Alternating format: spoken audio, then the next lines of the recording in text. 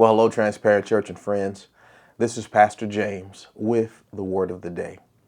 Today I want to spotlight Mark chapter 5, verses 27 through 29 from the New Living Translation, where we find these words. She had heard about Jesus, so she came up behind him through the crowd and touched his robe. 28. For she thought to herself, if I can just touch his robe, I will be healed. 29. Immediately, the bleeding stopped, and she could feel in her body that she had been healed of her terrible condition.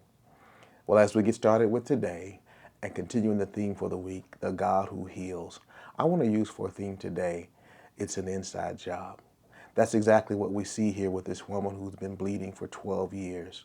She's had an issue of blood. Literally, she was not even supposed to be in the crowd. She had spent all her money on doctor to doctor, using her resources, but instead of getting better, the Bible teaches us that she grew worse.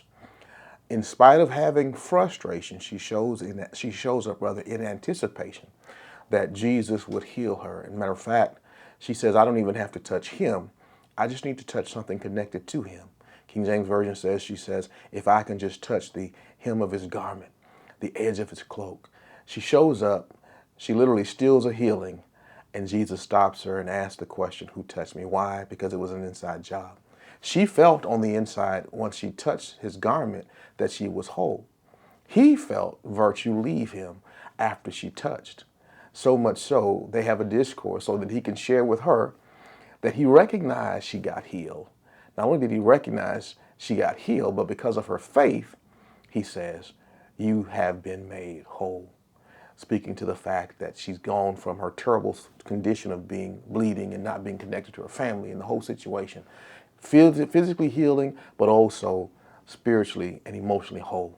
Here's what I want you to know as a Hump Day help. You too can speak. She spoke up saying, if I can just touch the hem of his garment, which took faith.